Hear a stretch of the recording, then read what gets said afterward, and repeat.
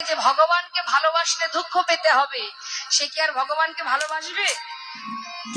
যারা ভক্ত তারা বাসবে, আর যারা মনে মনে ভাববে যে ভগবানকে ভালোবেসেছি মানে আমি মহাসুখে থাকবো, তাহলেই বিপদ। কেন?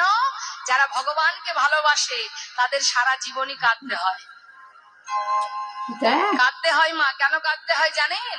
আসার সময় বলেছিলাম, হে দয়াময়, পৃথিবীতে পাঠাও, এই মর্তে পাঠাও, যে মর্তে এত সুখ, এত আনন্দ, কত শান্তি, বিচিত্র এই পৃথিবী, রং বিরঙের সুন্দর সুখ শান্তি, এত সুন্দর একটি পরিবেশ, যার মধ্যে আমি মহা সুখে জীবন যাপন করব। তুমি একবার আমাকে পৃথিবীতে মনুষ্য কুলে জন্ম দিয়ে পাঠাও। বারবার ভগবানের কাছে চেয়ে এই মনুষ্য কুলে জন্ম পেয়ে পৃথিবীতে আসার পরে বুঝেছি মা, যে এখানে কত সুখ। আসার পরে বুঝতে পেরেছি যে এখানে কত দুঃখ, কত যন্ত্রণা, কত কষ্ট। কিন্তু উপায় কি আছে? যাওয়ার মন চাইলে তো আর যেতে পারবে না, সময় না হলে আর যাওয়া যাবে না। তা বলছে, প্রভু গো, তুমি দুঃখ দাও আর কষ্টই দাও, তোমার সঙ্গী হতে চাই, আর কিছু জানি না। এটা হচ্ছে ভক্তের চাওয়া। আমাদের জীবনে কষ্ট এলে আমরা ভগবানকে, সেবা তো করে থাক, তার মুখ দর্শন পর্যন্ত করি না। আছে অনেক পরিবার বলে, ভগবানের মুখ আমি আর দেখবো না, কেন আমাকে এত কষ্ট দিল। হরি বল।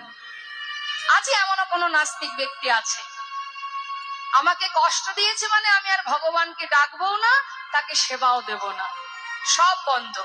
হরি বল। কিন্তু ভগবান কি বলছেন? যে করে আমার আসামে তার করি সর্বনাশ, তথাপিও যে না ছাড়ে আমার পাশ, আমি হই তার দাসানো দাস। কষ্টকে পাইনি জীবনে, একবার ভাবুন। মা দেবকী কিছুদিন আগেই তো চলে গেল, জন্মাষ্টমী, দুদিন আগে। মা দেবকী, যিনি ভগবানকে সন্তান রূপে কাছে পেলেন, কাছে পেলেন বলে তার সারা জীবন কারাগারে বন্দী থাকতে হলো, সারা জীবন মাকে কাঁদতে হয়েছে। যে মা লালন পালন করলেন মাতা যশোমতী, তার জীবনের কষ্টটা কি একবার ভাবুন। যে ভগবানকে কাছে পেল, সন্তান রূপে কাছে পেল, সেই মা জন্ম থেকে সন্তানের প্রতি ভয়, এই বুঝি কংস তাকে প্রাণে মারে। মাঠে চলে যায় গোপাল, পথের ধারে বসে থাকে, না জানি কখন কংস কিভাবে আমার পুত্রকে মেরে ফেলে। নয়নের জলে বুক ভাসিয়ে মা কাঁদে দিনের পর দিন। তারপর কংস রথ পাঠিয়ে দিল কানাইকে নিয়ে যাওয়ার জন্য। সেখানে চলে যাবার পর মা কাঁদতে শুরু করলেন সন্তান হারা হয়ে। সেখান থেকে প্রভু চলে গেলেন দ্বারকায়, রাজা হলেন। সেই রাজা হওয়ার পর আর কোনোদিন সে ফিরে আসেনি মা। তারপরে তো তিনি ব্যাধের হাতে প্রাণ হারালেন। ভাবুন একবার কষ্টের কথাটা মা যশোমতী। স্বয়ং ভগবানের কষ্টটা একবার ভাবুন।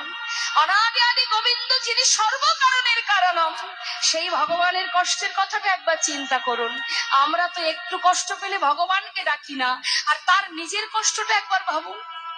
সে জন্মানোর আগে থেকে মৃত্যু তার পিছনে ঘুরছে, যে কৃষ্ণ জন্ম নেওয়া মাত্রই কংস তাকে প্রাণে মারবে। জন্ম নেওয়ার সাথে সাথে জন্মদাতা মাতা পিতাকে ফেলে সে চলে গেল বৃন্দাবনে। বৃন্দাবনে গিয়ে মা যশোমতীর কোলে লালন পালন, লালিত পালিত হতে না হতেই মাকে ছেড়ে যে মা লালন পালন করলেন, সেই মাকেও হারাতে হলো গোবিন্দকে। চলে গেল মথুরায়, সেখান থেকে চলে গেল দ্বারকায়। প্রেমময়ী রাধারানীকে হারালেন, বৃন্দাবনের আপন জনকে হারালেন, মা যশোমতীকে হারালেন। সবাইকে হারিয়ে জীবের কল্যাণের জন্য, সকলের মঙ্গলের জন্য, তিনি ধর্মকে রক্ষা করার জন্য কুরুক্ষেত্রের যুদ্ধে তিনি ধর্মকে রক্ষা করলেন। রক্ষা করে মাতা গান্ধারীর অভিশাপে সেই দ্বারকাধীশ চলে গেল সাগরের তলে। আপন জনকে হারালো, অবশেষে মাতা গান্ধারীর অভিশাপে তাকে প্রাণ হারাতে হলো ব্যাধের হাতে। কষ্ট কার নেই বাবা? তাই মাথায় রাখবেন মা, জীবনে হাজার কষ্ট এলেও আমাদের আপন কে পর কে সেটা আগে ভাবতে হবে। কে আমার আপন কে পর। ওমা, ভগবান যদি আমাদের কাছে এসে বলে, বলো ভক্ত তুমি যা চাইবে আমি তোমাকে তাই দেব, কি চাইবেন তাহলে? আমরা কি চাই? ভগবানের চরণে ফুল তুলসী দিয়ে কি বলি? ভালো রাখো, সুখে রাখো, কৃপা করো প্রভু, হ্যাঁ না? আমাদের সুখ কামনা করি, সংসার সুখে রাখো, ব্যবসার উন্নতি করো, ছেলে মেয়ে ভালো রাখো, স্বামীকে ভালো রাখো, এটা আমাদের চাওয়া। আমরা শুধু আমাদের কামনা করি, কিন্তু ভক্ত কি চাইছে? ও দয়াময়, তার একটা প্রমাণ দিয়ে আপনাদের মা, ভক্ত কি চাই। কুরুক্ষেত্রের যুদ্ধের পর হস্তিনাপুরে রাজা হয়েছিল ধর্মরাজ যুধিষ্ঠির। যুধিষ্ঠির রাজা হবার পর ভগবান কৃষ্ণ তিনি রথের উপরে বসে কুন্তী পিসিমাকে বলছে, পিসিমা, পিসিমা, এতদিন এত কষ্ট পেয়েছো, বনে বনে কাটিয়েছো, আজ তোমার ছেলে হস্তিনাপুরের রাজা, তুমি রাজমাতা, পিসিমা এবার আমাকে বিদায় দাও, আমি চলে যাই। কুন্তী পিসিমা মনে মনে চিন্তা করলেন, বাবা যে এতদিন কৃষ্ণ আমার কাছ থেকে ঘরে ফেরার সময় আমাকে বলতো, পিসিমা আমি আসি, কিন্তু আজ বলছি আমি যাই। যাই কথার অর্থ কি? সে আর আসবে না। দেখবেন অনেক সময় আমাদের বাড়ির বাচ্চারা যদি ভুল করে বলে ফেলে যে আমি যাই, মা বাবা গুরুজনরা কি বলে?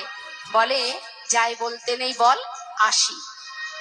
যেই বলেছে যাই, কুন্তী পিসিমা দাঁড়িয়ে দাঁড়িয়ে